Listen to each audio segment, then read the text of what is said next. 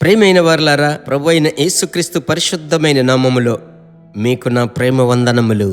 Jesus meets YouTube family, GPS Robinson Facebook కుటుంబంలో ఉన్న మన కుటుంబములు అందరిని బట్టి ప్రభువుకి స్తోత్రం. క్షేమముగా ఉన్నారని నమ్ముచున్నాను.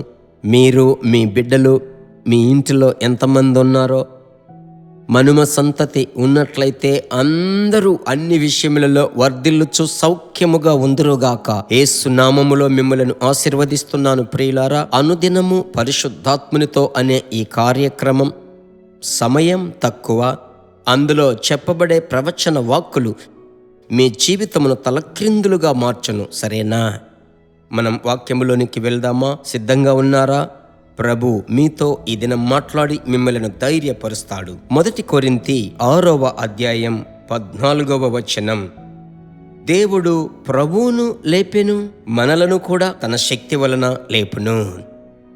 ఇంత చక్కటి మాట చూడండి. ప్రభువు లేపుతాడు, మరలా ప్రభువు లేపుతాడు. ఆ మాటను కొంచెం చెప్పాలంటే, మరలా మీరు బ్రతుకుదురు, మరలా క్రొత్త బలము పొందుకొందురు, మరలా లేచి నడుచుదురు, మరలా మీ వ్యాపారం కొనసాగును, మరలా మీ తల పైకెత్తబడును, నిలబడును. ఏ స్థలములో మీరు తలదించుకున్నారో మరలా ప్రభు మిమ్మలను లేపుతాడు. సరేనా? ఆ స్థలములో అపోస్తులుడైన పౌలు గుర్తించే మాట చూడండి. దేవుడు ప్రభువును లేపాడే. ఎప్పుడు, ఎలాగూ? ప్రభువైనటువంటి యేసు తన కొరకు ప్రాణమును మీ కొరకు, మా కొరకు పెట్టాడు. ఆయన శరీరమును అరిమతయి యేసేబు సమాధిలోనికి తీసుకెళ్లి పాతి పెట్టాడు.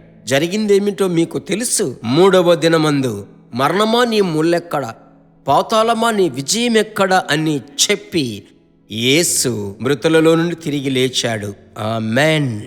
అలాగైతే మృతులలో నుండి సజీవునిగా లేపిన దేవుడు ప్రభు అయిన యేసును ఎలాగూ లేపాడో అదే రీతిగా ఆయన పునరుత్థాన శక్తి మిమ్మలను లేపును.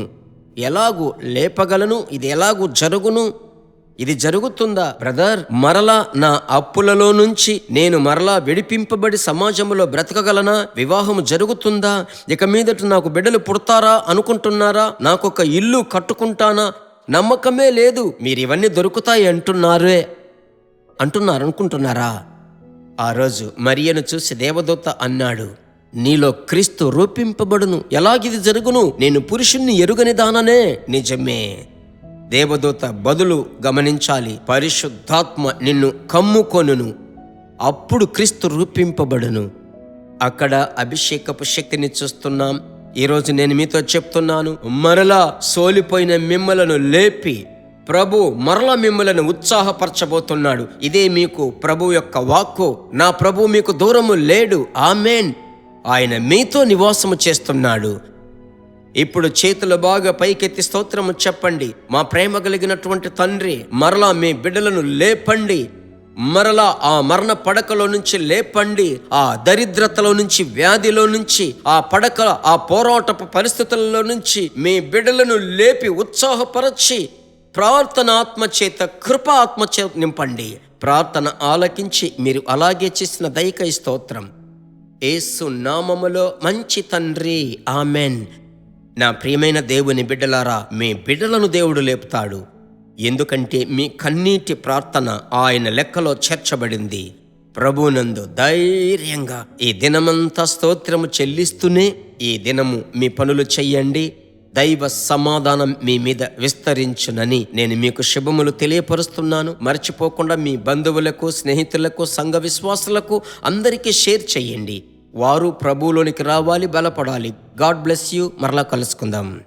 దేవుని బిడ్డలారా, ఈ వర్తమానము మీకు మిక్కిలి ఆశీర్వాదకరముగా ఉందని మేము నమ్ముచున్నాము. ఇంకనూ మా వర్తమానములను విని ప్రభువులు ఆశీర్వదింపబడుటకు జీసస్ మీట్స్ మినిస్ట్రీస్ అను మా యూట్యూబ్ ఛానల్ ను సబ్స్క్రైబ్ చేయండి. మరియు మా ప్రార్థన సహాయముకై మీరు సంప్రదించవలసిన మా ఫోన్ నెంబర్ 9841425286 మరియు 7299546363. Email gpsrobinson@hotmail.com. ప్రభు మిమ్మును ఆశీర్వదించునుగాక.